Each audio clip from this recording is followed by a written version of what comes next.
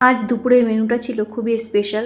তার জন্য দেখো সবজি কেটে ধুয়ে রেডি করে নেওয়া হয়েছে। আর এখানে মুগ ডালটা ভেজে নেওয়া হচ্ছে, ডালিয়াটা এরপরে ভেজে নেব। তার মধ্যে দেখো কিছু সবজি চলে এসছে, সেগুলোকে আমি একটু গুছিয়ে রাখবো। আর এখানে দেখো বাবা ছেলে মিলে দুষ্টুমি করছে, মানে ছেলে ফোন দেখবে।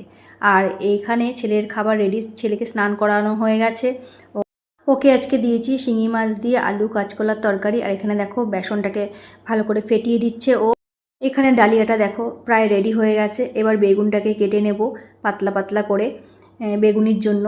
তো এখনও এটা রেডি হয়নি, ও কিছুটা করেছে। এটা তো জানি আমরা বেসনটা অনেকটা সময় নিয়ে করতে হয়, তো আমি একটু করছি।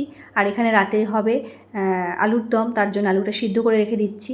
তো বটি দিয়ে আমি একটু ভুল কেটে ফেলেছিলাম, তার জন্য কি হলো, বটি দিয়ে মানে ধার ছিল না বটিতে, আর বেগুনটা আমার ভুল কাটা হয়ে, তারপরে ও আমাকে ছুরি দিয়ে পাতলা পাতলা করে কেটে দিয়েছে। তো স্নান করে যে জামা কাপড়গুলো হয়েছিল সেগুলো ও বললো ও ছাদে গিয়ে নেড়ে দিয়ে এসছে, আমাকে বললো পুজোটা করে নিতে। তো আমি পুজোটা দিয়ে নিলাম। এরপরেও দেখো আমার অনেক কাজ বাকি আছে। তো এসে দেখো একটু সিঁদুর, তারপর তোমার যা যা কাজ থাকে, একটু ক্রিম, শীতের ক্রিম, বডি লোশন, এগুলো সব মেখে নিলাম। এবার চলে এলাম রান্নাঘরে। রান্নাঘরেও কিন্তু এখনও অনেকটাই কাজ বাকি আছে আমাদের।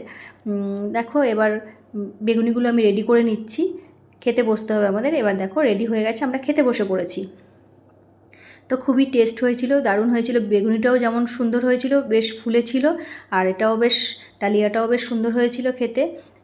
কিন্তু পরিমাণে আমাদের একটু বেশি হয়ে গেছিলো দুজনের একটু, মানে কি বলবো, মানে আজকে সবজিটা যেহেতু বেশি ছিল তাই জন্য পরিমাণে একটু বেশি হয়ে গেছিলো। আমি এতটা পারিনি খেতে, কিন্তু সকাল থেকে যেহেতু না খেয়েছিলাম মনে হচ্ছিলো খুব খিদে পেয়েছে।